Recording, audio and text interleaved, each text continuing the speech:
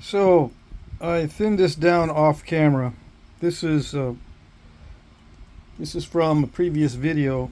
I showed how I bifaced it, but I thinned it down off camera because I didn't want to break it. But now I got to make it into a point, right? So I'm thinking of doing a St. Charles style,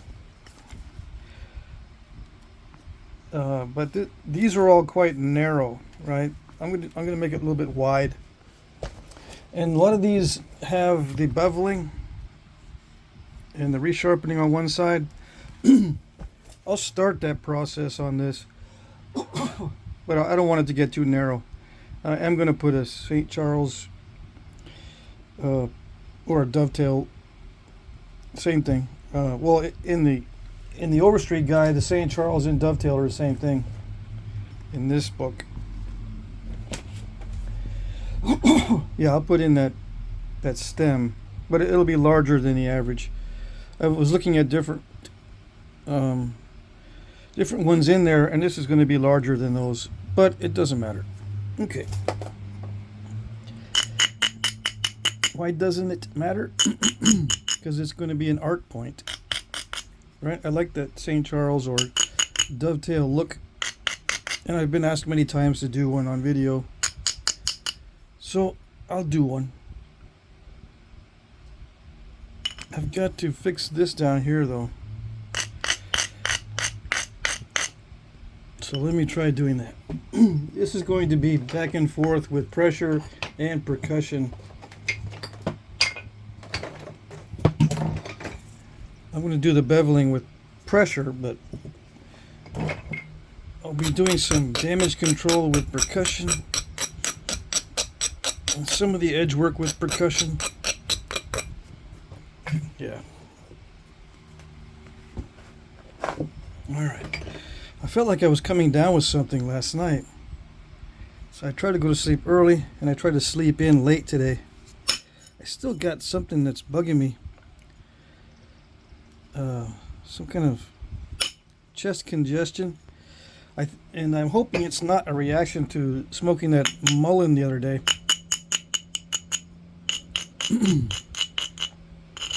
But yeah, if that's what's producing the phlegm, it's doing a pretty good job of causing that to happen. Because I've been getting a lot of phlegm lately. Alright. But yeah, I felt under the weather, which is a little bit more than just lung irritation. I felt kind of weak. Alright. Kind of weak and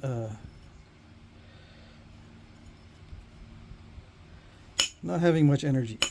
Alright. Oops. I had a feeling this was going to happen. This piece is kind of unpredictable. It's okay though. I've got room to work with. It took me a while to thin it down because I had to be very careful with the strikes. I had to plan each flake individually. Yeah. And do very little opportunistic napping to get that thin without breaking it. At certain points I thought I was going to break it. It did dive in certain spots. I managed to pop out some of those deep dives, but I still have some step fractures left from the process of trying to get rid of some defects in the middle. It worked out okay, so I'm happy with it, even though it looks kind of crunchy in the middle. This stuff can be kind of crackly, so I think it's good for the type of material that it is. Yeah.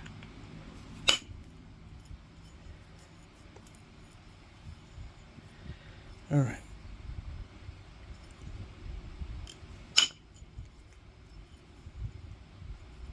I'm having to plan every single strike.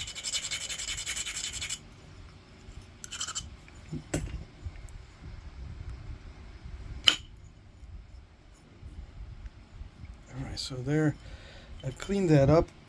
Now I can do some of the edge work. All right.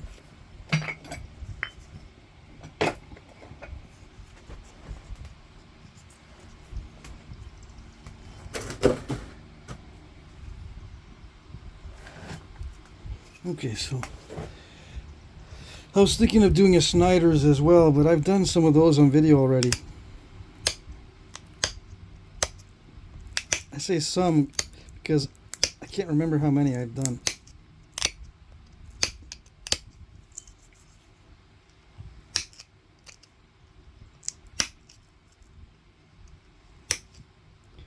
And I chose the St. Charles or dovetail because it's hard to, it's difficult to get the shape just right. And some people, well, more than some people, want to see how it's done.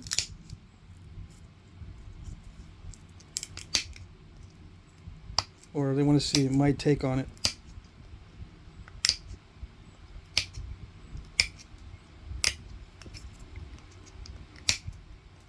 So all I'm doing now is I'm regularizing the edge, making it straighter so that the beveling is easier. I'm going to do a couple of passes on both sides to get this looking like it's being beveled. And I say both sides because I need to even up this side that's not beveled. That way when I do the beveling it'll stay straight. You'll see what I mean.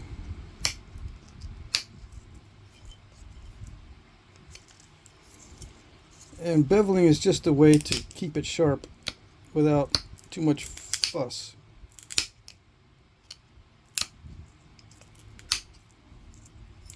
Yeah, I consider beveling one of those expedient ways to sharpen. And it also has kind of an interesting look to it.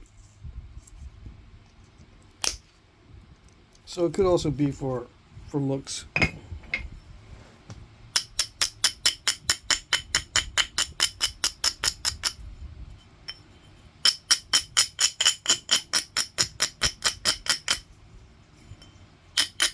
I'm going to narrow this stem down a little bit so it'll look right.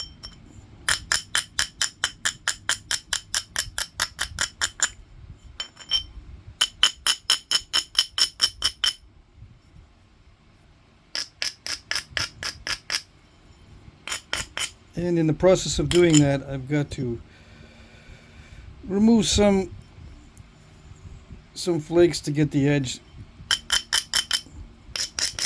thinned down some more. And regularized or evened out so it's not so wavy.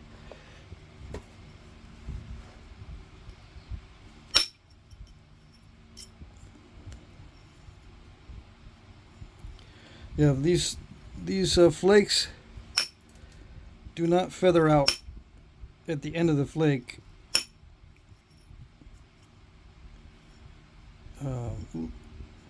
Very well. They do feather out, but it's not that great.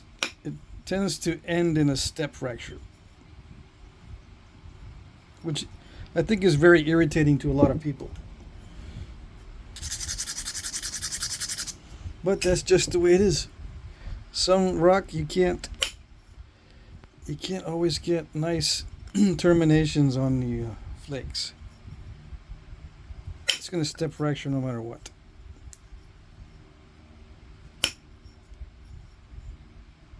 It just doesn't feather out. Some rock just is not conducive to nice feathery endings on the flakes. Yeah. That annoys newbies more than experienced snappers, I think. Newbies want to be good at everything in the beginning all at once. They see it can be done and they want to do it. They don't realize how long it takes to get something, or to get good at something.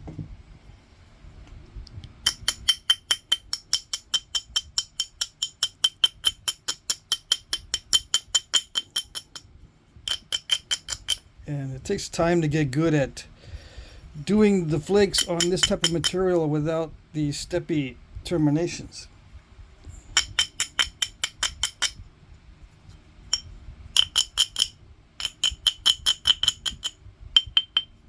Yeah, it's very loud. Knapping this material, it gets very loud. Yeah. When it's a large biface, the tone can be quite loud actually when you're knapping it. So you can tell from a distance, like if you're at a knap-in, you can kind of tell if they're working on big blades at the knap-in by the sound of the tone. If there's a lot of that type of tone going on, you know that there's big blades being made. Yeah.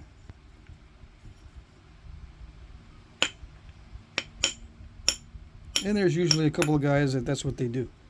That's all they do, is just big blades.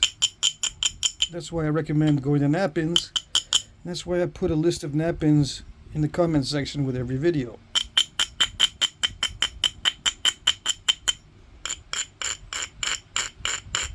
So you can go to knap-ins and see various snappers in person. Ask them how they're doing it. How do you do it?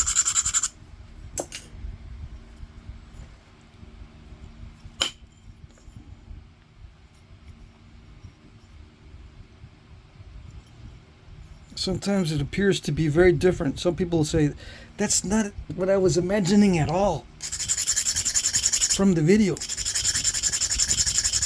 You guys are napping differently than I thought.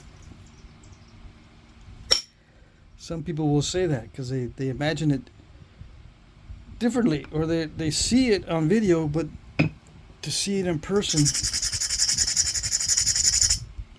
gives them a different perspective somehow. Yeah.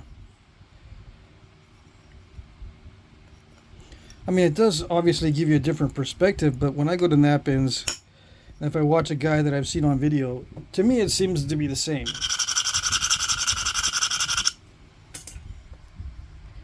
You know, it's pretty much the same.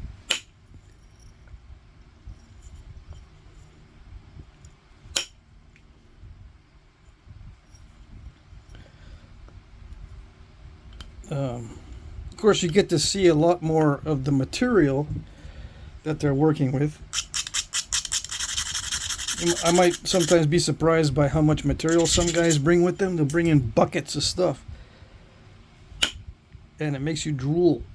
It's like, where'd you get buckets of that? Oh, I know somebody. Yeah, somebody's property. Dang.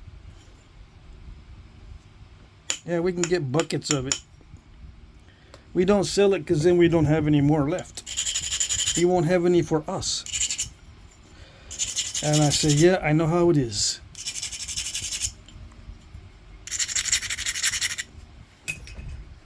I know how it is.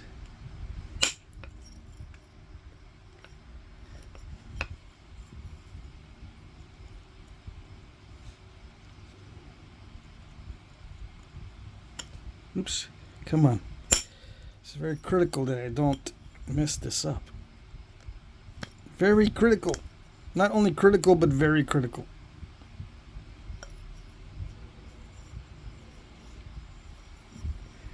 I just want to thin it down. Not too many step fractures.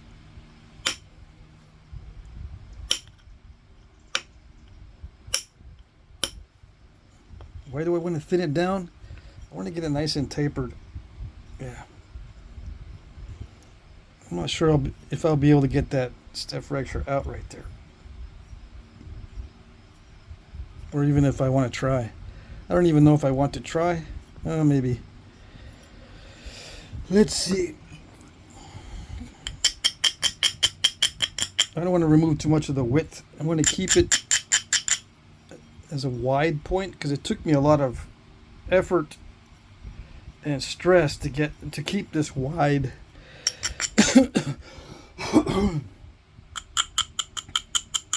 Yeah, it took a lot of very careful planning on the flakes, something I don't normally do, and I didn't show it on video because it's just too much to look in the viewfinder to keep everything in focus and try to run these flakes. These are not that difficult. They're borderline difficult. If I make a mistake and I have to repair and there's no avenue of attack, then it goes from borderline difficult to extremely difficult. Right now they're just borderline.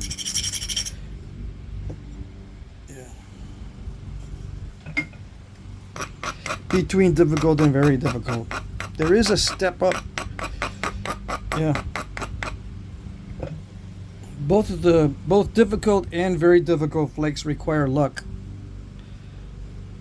in the same amount. The differences are in the technique.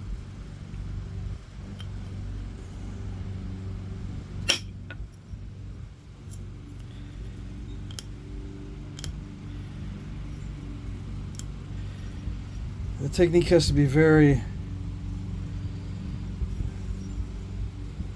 methodical. Yeah. I gotta keep looking and looking and looking, and then adjust it if I need to. The adjustment is the hard part because sometimes I can adjust too much and the edge becomes too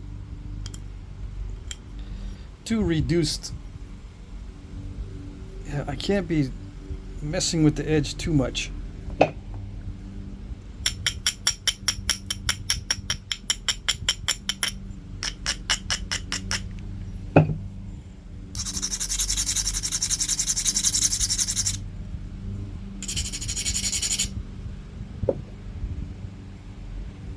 I have to judge.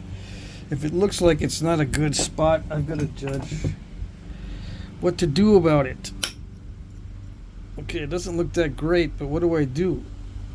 Sometimes there's not much I can do to make it better as far as the striking area on the edge. Sometimes I got to completely redo it, like right now, because it looked okay, but it still wasn't that great.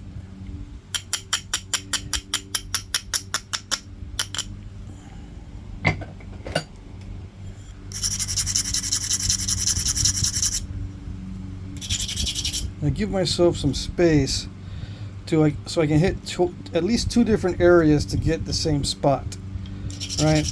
I don't like to just focus on one little area and then do it and then move over and focus on another area in a little while. I want to be able to, if the first strike doesn't work, just quickly get the second one in there.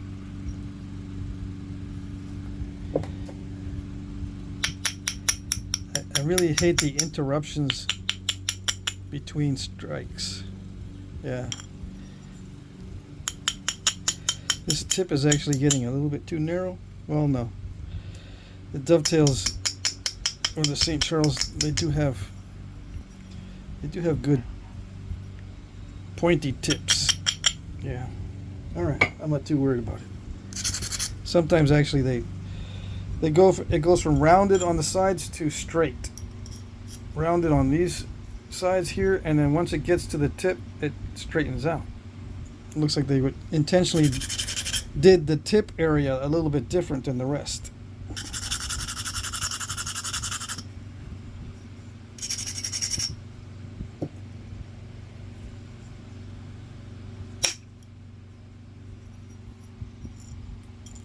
There we go. Yeah, that did it. So I don't need to take that flake. I had set it up so I can take a flake from here, but I don't need it now. That one did it. Yep. and there's a little remnant right there.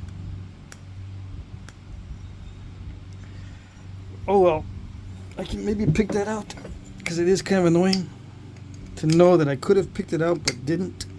Yeah. I picked at some of these too. I picked at that one. I picked at this one.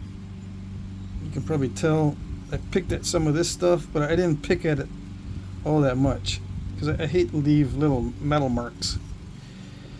Alright, so that concludes the tip thinning. Now I just got to continue with the edge preparation. Now,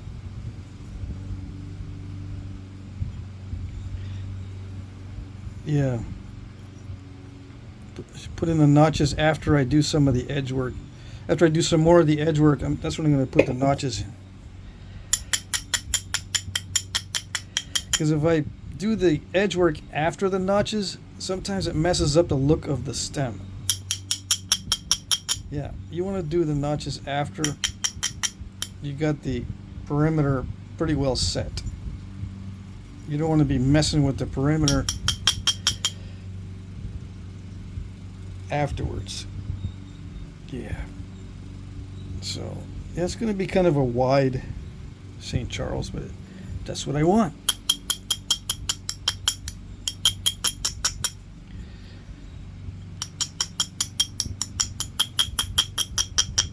Yeah.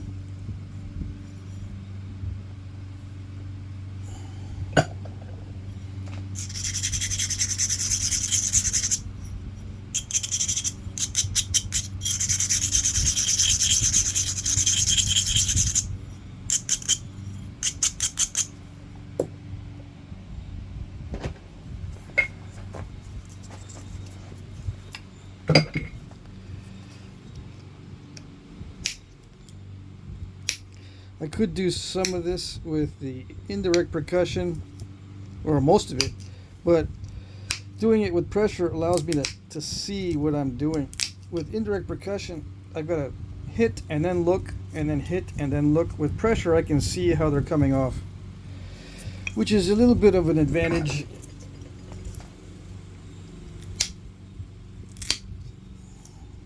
Yeah, it does give a slight advantage over percussion, just because it's nice to be able to see. It does save a little bit of time. I just can't run flakes as long as the percussion flakes, and sometimes not as wide either. But if all I need to do is short flakes, the pressure is the way to go. Yeah. I'm using a rough abrader. Probably shouldn't, but it's just so much easier. It's a little bit too aggressive in some cases, but oh well. Yeah, this is a fat spot, so I need to thin that down. So I'll be using some heavy pressure if it works. I don't know. Yeah, the heavy pressure can work. I just don't want to wear myself out. I've got a lot of pressure work to do, so I'm going to go back to the percussion. I can see there's some of the areas that are still too fat to work with pressure. All right. To work with pressure and then stay unfatigued. I want to stay fresh and not fatigued. On a side note, I've gotten some shoulder pain in the past 6 months that I've been trying to deal with because it seems to be getting worse. And what's happening is, with my increase in pressure flaking, I'm causing an impingement in my shoulder. The bones in my shoulder and my right side, I'm causing an impingement in the shoulder bones. So I'm having some pain. I'm having some shoulder impingement. So I'm working on exercises to strengthen my other muscles around my shoulder. So it's not so they don't get concentrated in one way. Because right now they're getting concentrated toward pressure flaking, and my posture is not all that great.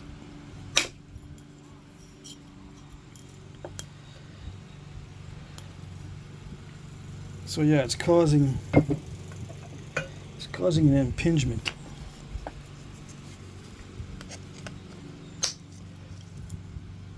So I learned that if I continue to do a lot of work in one direction, I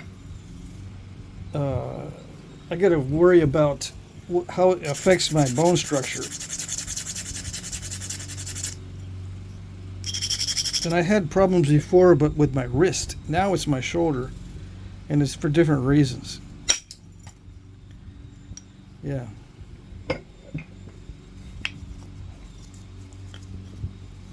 My wrist I messed up a long time ago doing carpentry work. With my shoulder has gotten worse because of my pressure flaking. That's the only thing I'm doing different, or differently, is the pressure work. So it's creating an imbalance in my musculature and in my bones. I didn't realize the bones could actually shift position according to how the muscles are being worked over time. Your bones can actually shift position. I figured they would just go back to normal after a while. Sure, they shift position temporarily, but they don't stay that way. I'm finding out that they can stay that way. And you can end up with joint pain forever if you don't work to balance out the muscles. Yeah. So I'm having to sit differently when I'm pressure flaking. I noticed that helps to sit a little bit differently.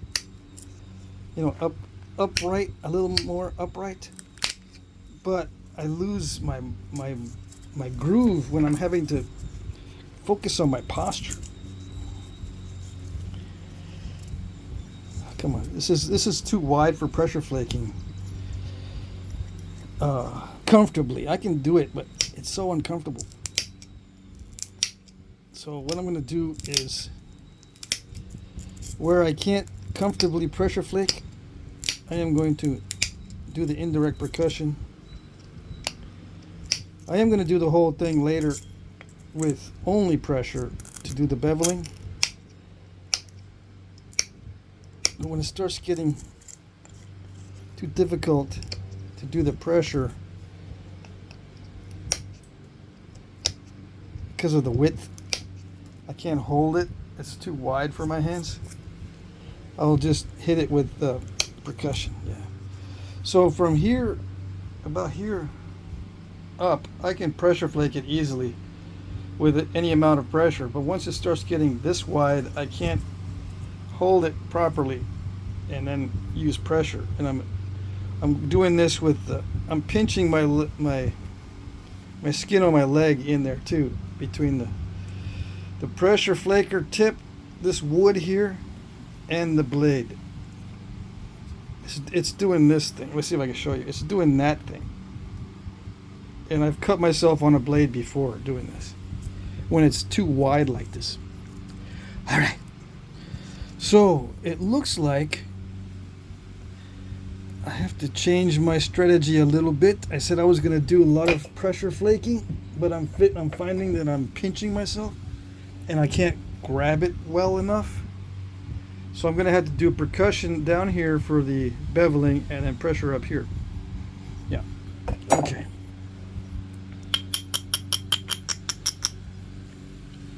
I think it'll work out fine.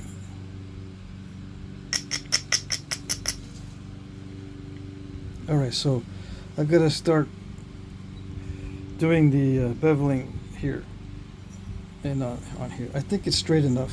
Yeah. All right, so I won't do the upper blade until I finish the notching on the lower blade and finish the way this base is going to look. I'm going to put a little bit of a concavity into the bottom of this.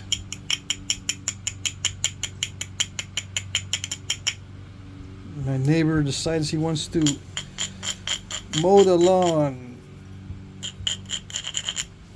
Yeah. Luckily, he's already done the backyard. And I'm fortunate enough that he does all the mowing. Yeah, I can just give him some cash and he'll mow the lawn. Yep. No problem at all. For me.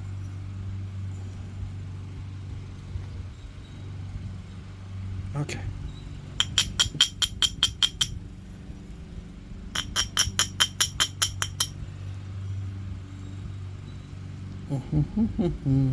Yeah. I think it'll look okay. It's not going to look exactly right. Exactly. Yeah. Let's see.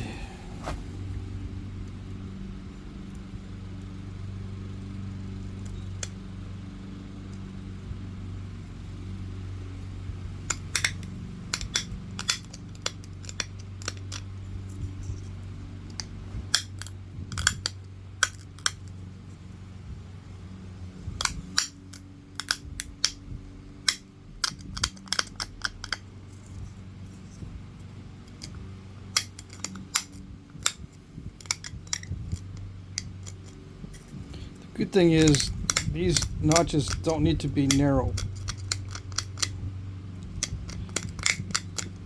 especially in the beginning. They narrow down toward the ending, but or toward the foot of the notch, but not in the beginning. Yeah. I could use the Notch-O-Matic, but on this stuff, I'm afraid to use the Notch-O-Matic because it does have explosive results.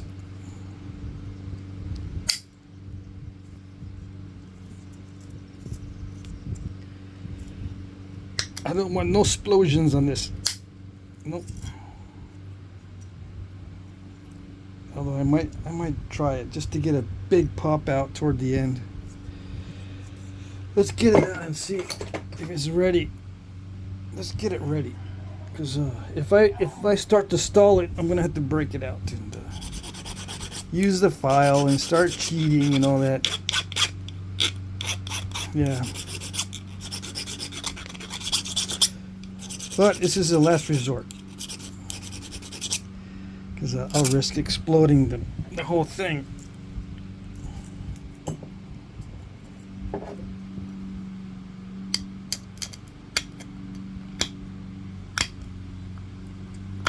Come on.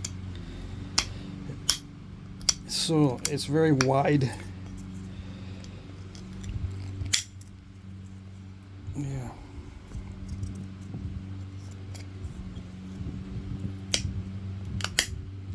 I need to do another unboxing video.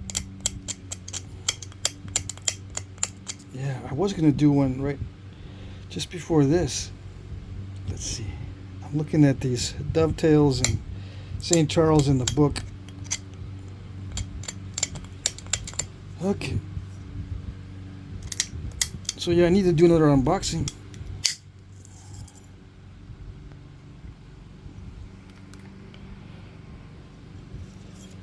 And after that, I think that's it for a little while. I gotta look to see what other boxes I might have that I forgot.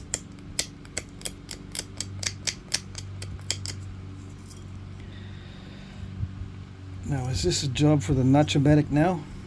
Let's see. If I do it gently. Yikes. I say yikes because it's still kind of scary. But if I just minimize it.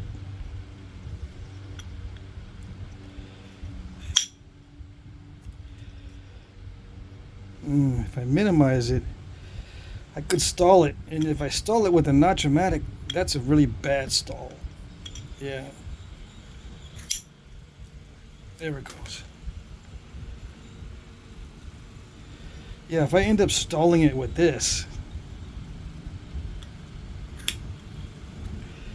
That would be very, very bad. But that's what I'm looking for. I'm looking for those pop outs that I cannot do with pressure.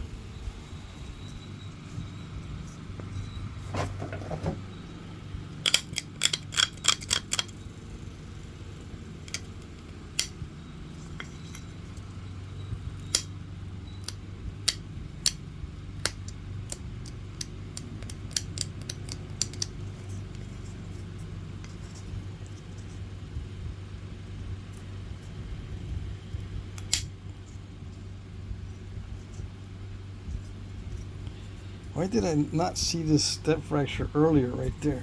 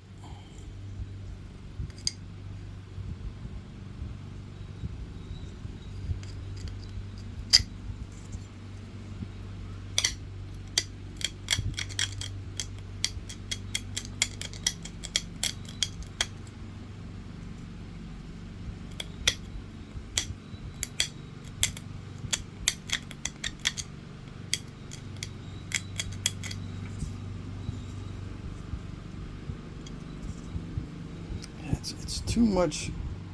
It's angled upward too much.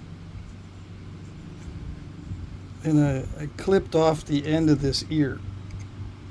See, this last flake wrapped around and took that off. It overshot right there.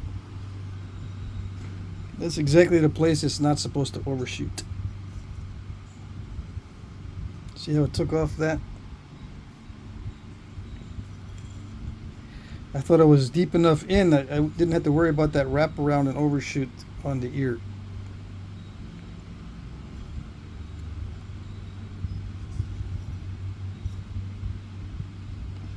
Yeah, some of these notches do go in pretty slanted, so I'm not too worried about it. I just don't want to remove too much of the edge. That was a big no-no. Can't remove the edge right there. It ruins the whole look of the thing.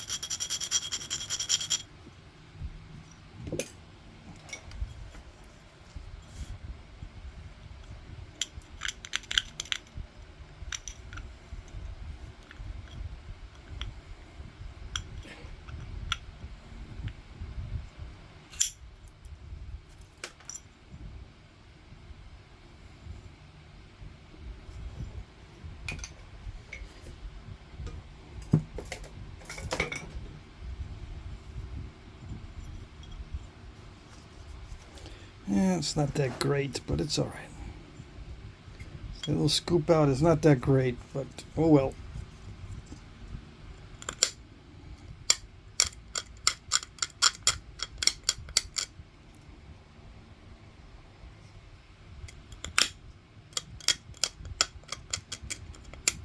The bottom of the notch favors that side. So, you know what I mean? The bottom of the, see how it's slanted this way on a lot of these? Yeah. Not all of them are slanted that way, but I can see on some of them they favored this side. Deeper, they would deepen this side here. Okay.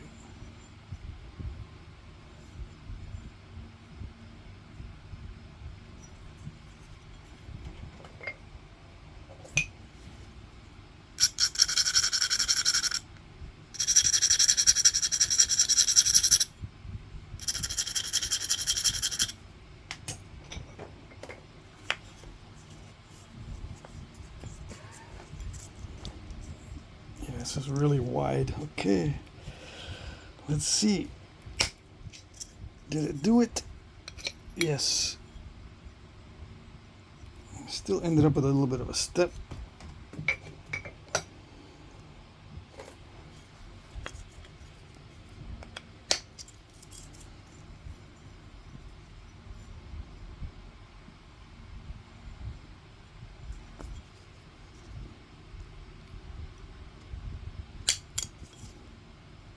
I'm trying to minimize the look at that scoop out.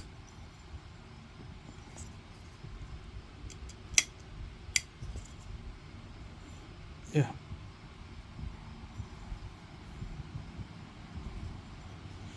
Spending 45 minutes trying to figure out how to make it look like I did it in 10 minutes. Yeah. All right, so let's do the other side. And I can even it up later if I need to.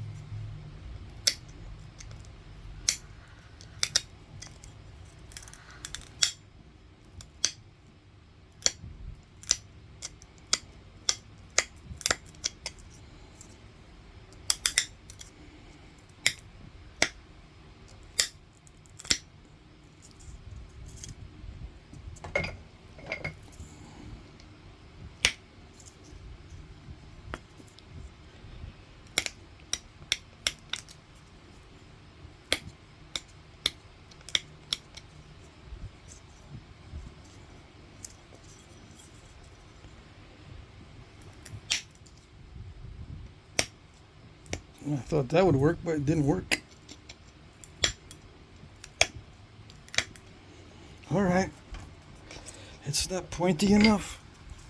I thought that would work.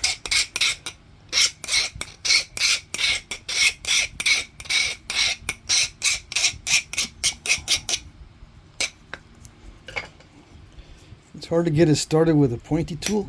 It shouldn't be that hard. Yeah.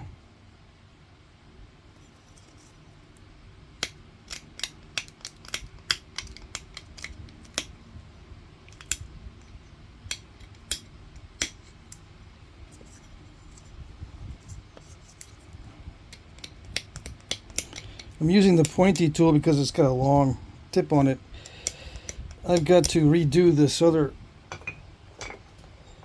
spatula tool because it's getting short. So I don't want to wear it down too much right now.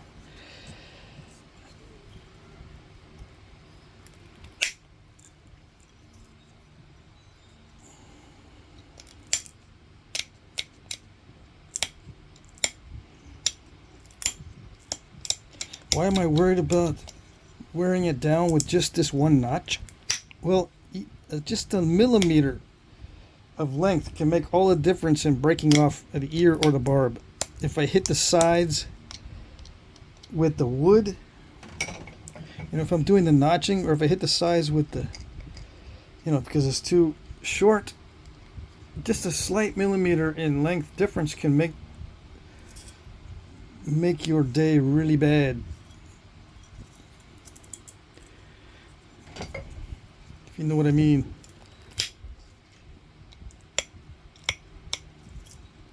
Yeah, I'm gonna need to get in there now with a more narrow tool.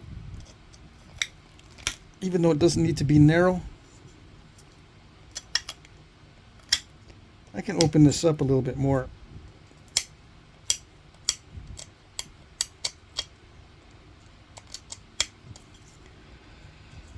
Okay. And I have to remember, do not push really, really hard because it wraps around. This material wraps around and takes an ear off. Really easy.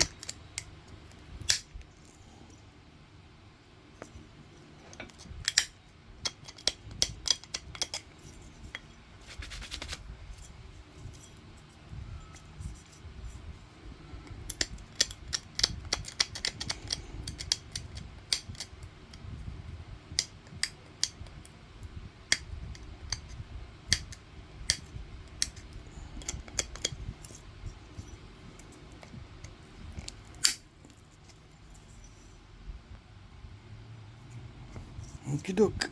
Okie doke. My sister used to hate that when I said okie doke.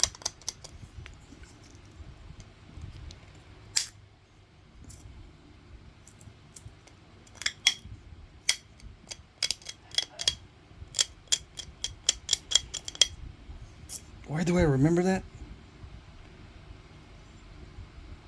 I don't know.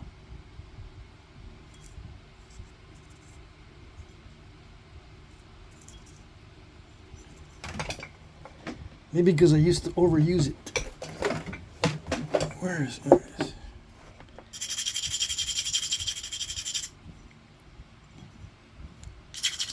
Looks a little thick.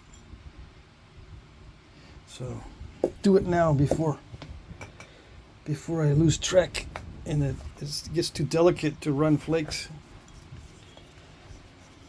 To thin it down.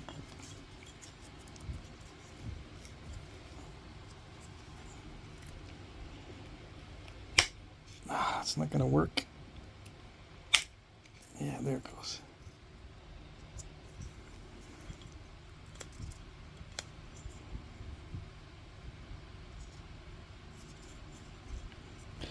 It's not going to work, I said, because it's really difficult to get the pressure flaker in there. Yeah. It's really wide and I cannot seem to get good terminations, but oh well, I gotta live with it.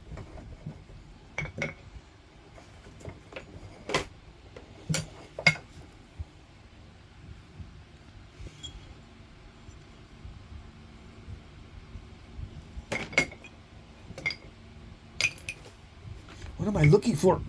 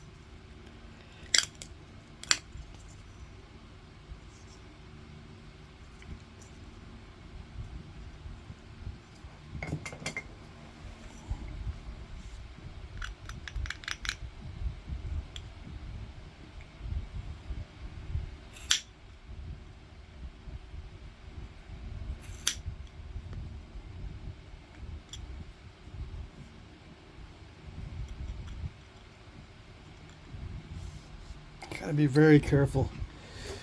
So careful. So what am I doing? I'm making it more narrow because the more narrow it is, the easier it is to remove a flake. If it's really fat on the end, right where it's making contact, it requires more force to initiate the flake. So the thinner it is, the easier it is for it to initiate that flake. I don't want to have to pull way back on this thing, because that leads to disaster. So this has to be thin. Not too thin, but thin in that Goldilocks zone where it's not too thin and not too thick. Yeah. What is that zone exactly, and how do you figure it out? Is there a formula, and is there math involved? It's all by feel. The answer is no. There's no math involved. It's all by feel. Because if I tell you, it's probably not going to work on your particular stone, because every stone is different.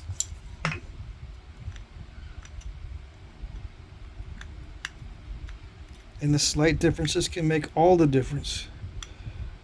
You might say, well, it's just a slight difference. Yeah, but it can make all the difference. The slight difference, it means a lot. Yeah, it's too hard. I'm striking this way too hard. Alright. That was scary. Yeah, see how it scoops it? It's telling me, yeah, you're having to use too much energy there, dude. Yeah, I know. What can I do? I can't do anything about it. It's making me do it. It's not my fault.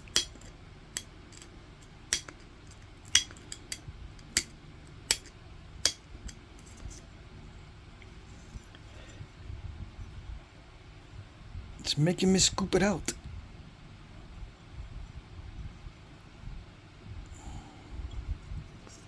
Better a scoop than to blow out one of the ears or barbs. Better to scoop than to blow out. Oh, that's almost a really bad scoop. Yeah.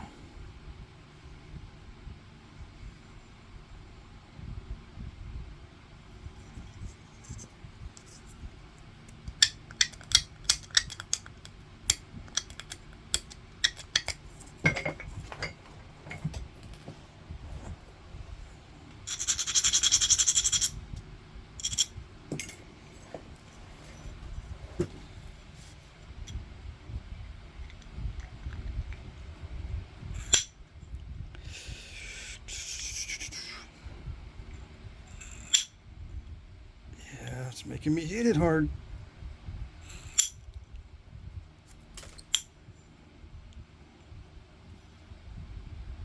It's got a Crackiola pudding in there.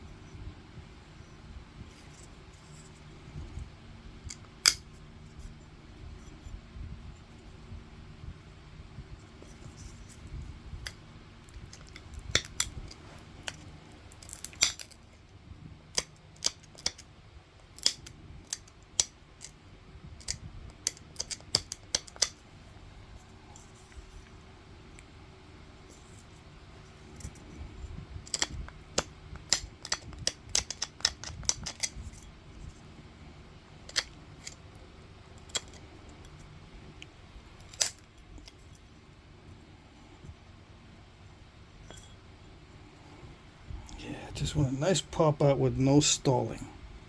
That's all I ask. Yeah. That's it.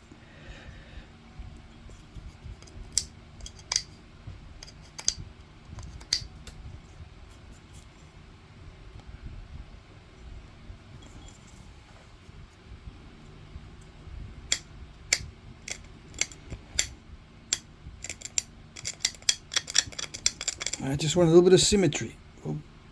Hopefully that's not too much to ask.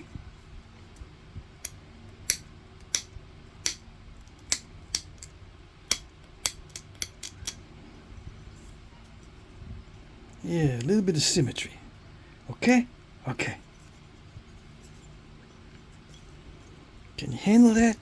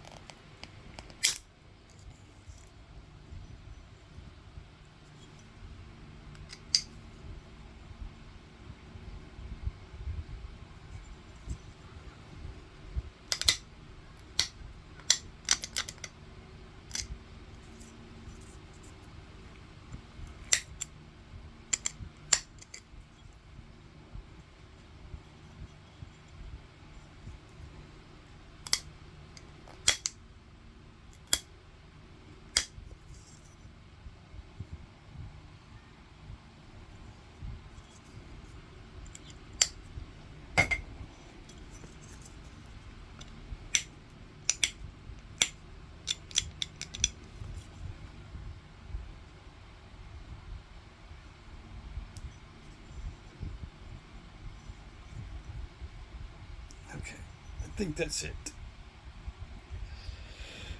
Yeah, I'm not going to try for any more. Yeah, that's it for the notching.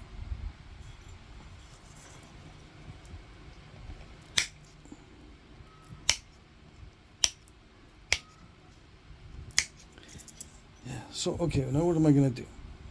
I've got to start beveling. Yep. Let's start on this side. I'll just pick at it to begin with. Why?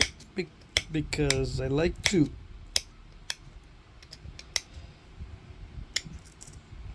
It's all because you like to or don't like to. It's not really any set way to do this stuff. If you do it the way you like to do it, the results end up being better.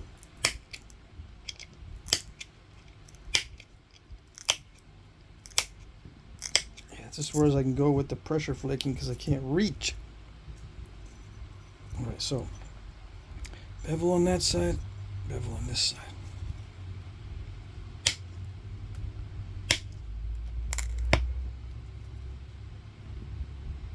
Right there, they had right hand bevels, yes.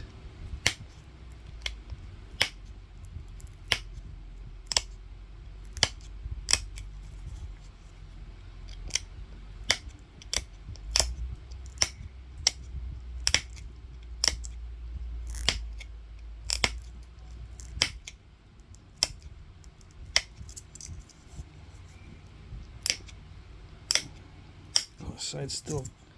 This side is still quite wonky. Dang it. I thought I regularized it.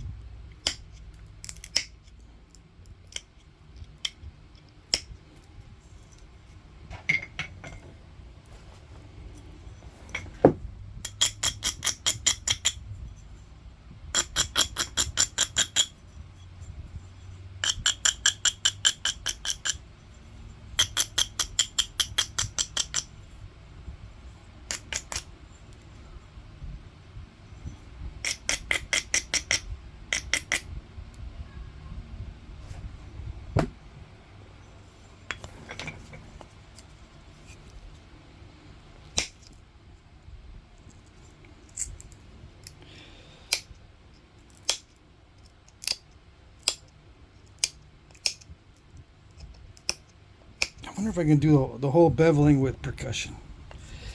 This is getting tedious. Okay, need to bevel this side. All right, let's see. I probably cannot do it with percussion.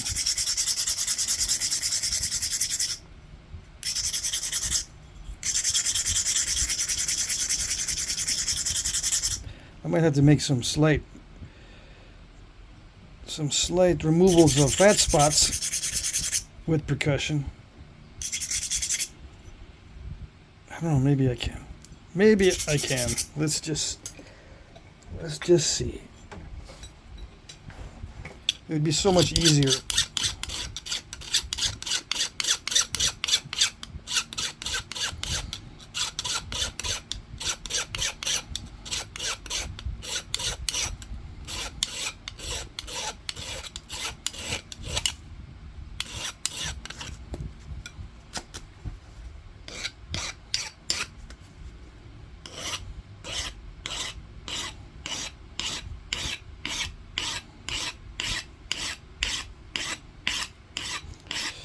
Yeah, I ordered some casts. I don't know if I already mentioned it. A bunch of Eden and Scottsbluff casts from the Finley site. Yeah. I forgot who asked me to do those. Finley site. Edens and stuff. I ordered some casts. Because that's the only way I can accurately do that type of flaking. I've got to actually look very intently at the originals. Because they did them in a very specific way. And it's very subtle. To get it to look right, very subtle. I used to have those casts, but I sold them. Because I thought to myself, I'm never going to do these. Yeah, I don't want to, therefore I'm not going to. But I feel bad when people are struggling mightily. Mightily. It's a tremendous struggle for some people.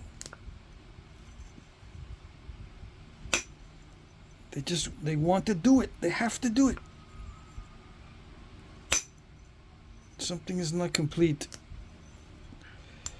unless they can do it. Life has little meaning, apparently. I exaggerate, yes. But yeah. Some people are bound and determined. Or are they bound and tied up tightly by their determination? They're bound and determined, or they're bound by determination.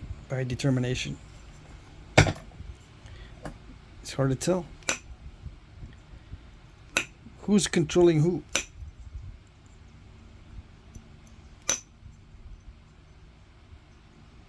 I don't know. Oops.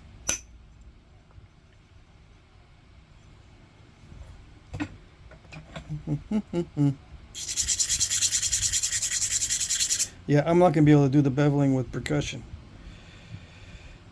because it requires sequential flaking, and it's difficult to do sequential flaking with percussion. Yeah. Why?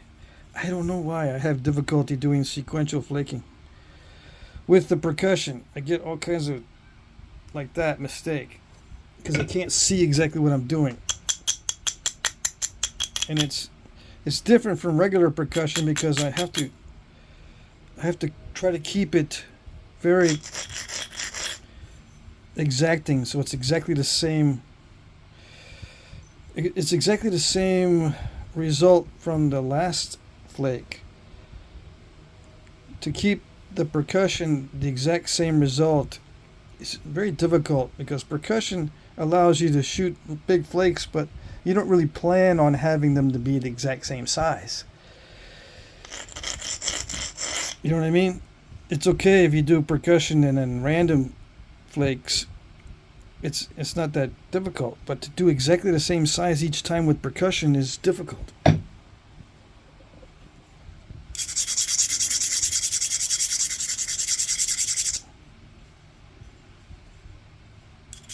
Pressure allows you much more control over the exact same size. Yeah. I don't want to make the edge too crunchy. I mean, I don't want to make the surface too crunchy. So I can't be doing that too often. But I had to thin that spot. Alright, let's just stop messing with it and do it. Let's just do it.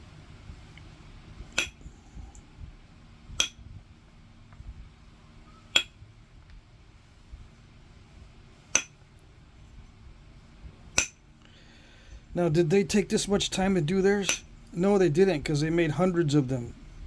This is just my first time in a long time to do it, so it takes me a while because I don't want to mess up the look of it. But yeah, if I had done a bunch of these before this, it'd be much faster. Yeah. They wouldn't take this long to do it. In other words, to answer that question, no, it doesn't take them. In my opinion, it doesn't take them very long, or it did not take them very long to do it. Yeah, because they did hundreds of them in their lifetime, and that was the only thing they did. So yeah, they get used to it.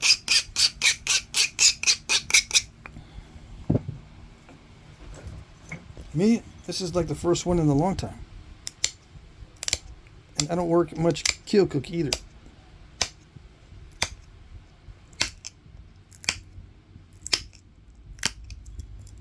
See, it's hard for me to do this with percussion. Two reasons. I can't see what I'm doing. I gotta check back and forth every time I hit. And number two, it's just not easy to judge the force. It's much easier to judge the pressure force than it is the percussion force.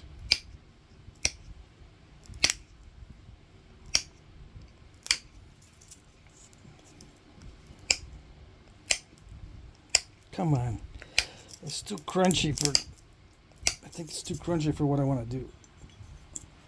This material, if it was, other material is easier to bevel. This is so crunchy. It's very annoying.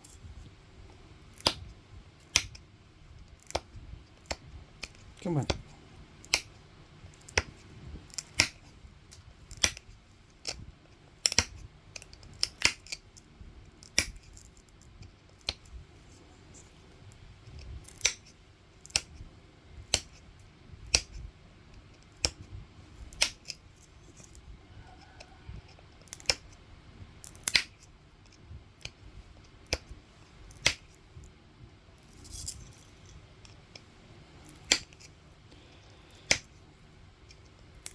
Some of you are saying, I thought it was difficult for you to wrap your hand around it. It is. It's digging into my hand. It's not easy. But I'm not going to be able to get this precise with the percussion. All right, can you see the progression? Hope so.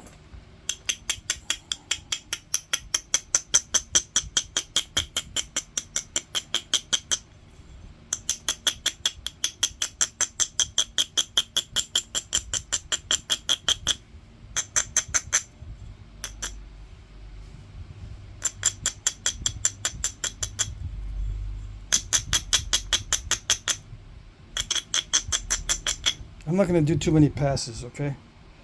Maybe one more, maybe two more, I don't know. But it's getting too narrow. I want it to stay wide.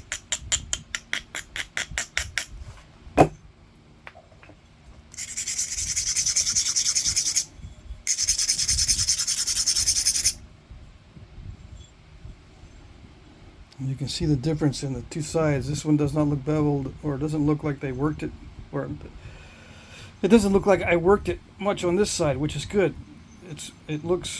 It should look like I worked this side a lot more. Yeah. Even if I don't do a complete bevel. If it's just partially, just the beginning stages of beveling.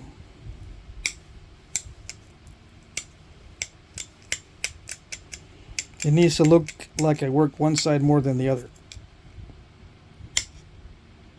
That's it.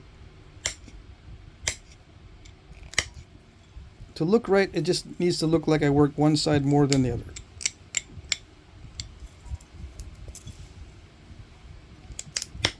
Come on, come on, come on. Come on. There.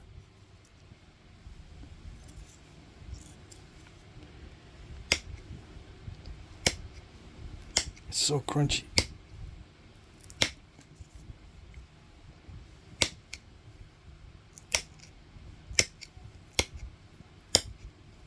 Yeah, it's so crunchy. Come on.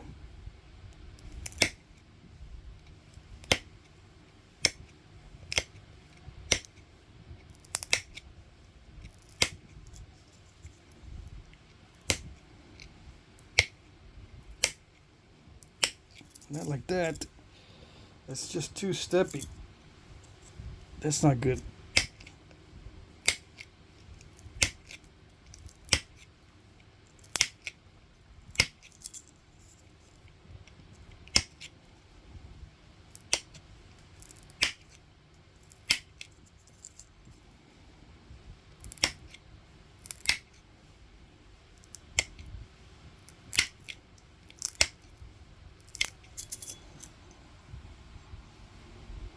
Little spot right there, that little booger spot.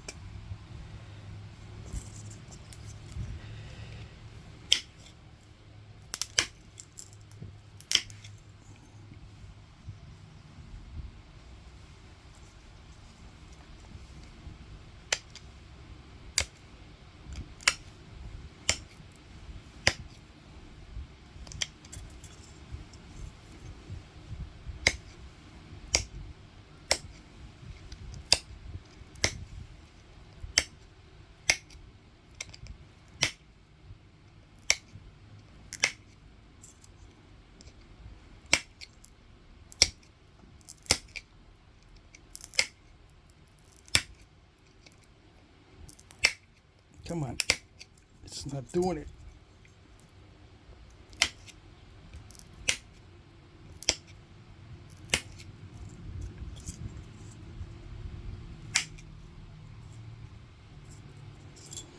I got a bee that just flew in here. That's all I need is a little bit of a distraction.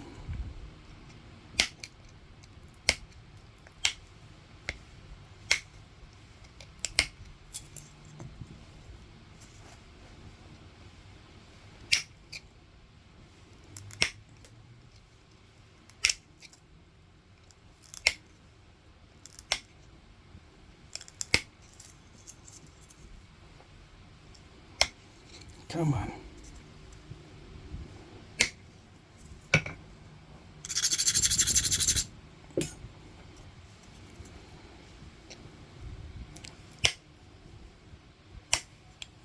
No, not like that. See, it's getting crunchy.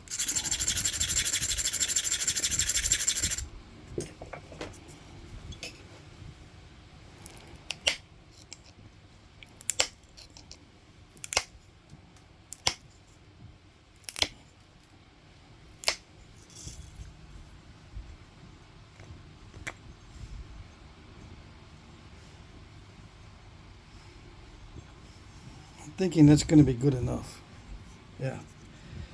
I'm tired of messing with it.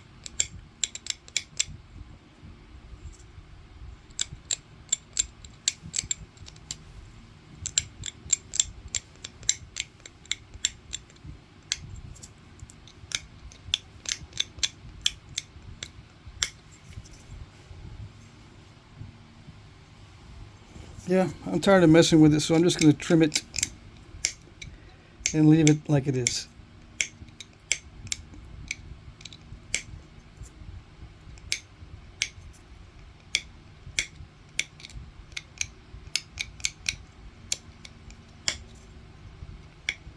And yep, it will be sharp.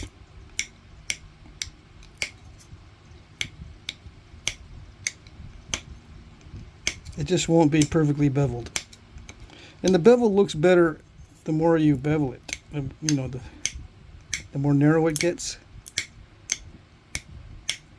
because the blade gets thicker.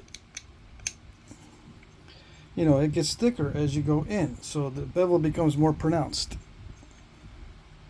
So this is just the beginning stages, right? Hopefully it matches the beginning stages of what they used to do.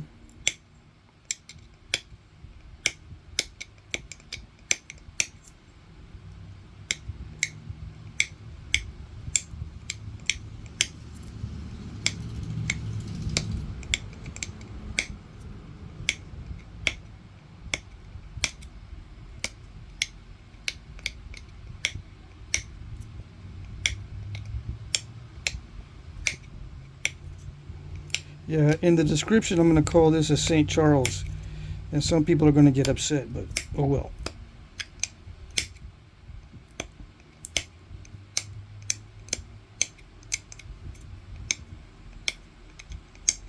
Well, maybe they won't get upset. I'm not an expert on these. That's my excuse. My excuse for not knowing what's going to happen.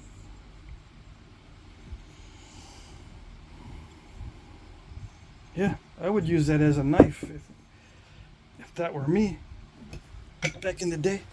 All right.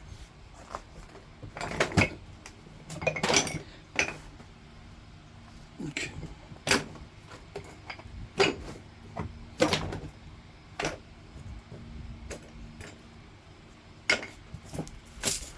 Pretty sure I can get a good snapshot because the background is dark and the point is light in color. All right, let's not drop it, shall we? Shall we not? All right. That's the first time I used this magnification for the whole video, the number 2. So I think it worked out well. Usually I use the 1.25, and to do the fine work, I use a 3. But this time I just used one magnification the whole way through. So I think it worked out okay. I think it worked out well. Where did I put it? Let's not drop it. Yeah. Let's get a good thumbnail. I like it.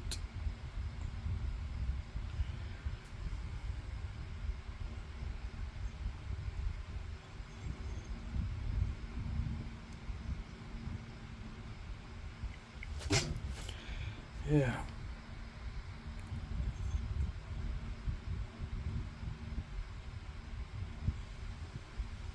Okay. There you go.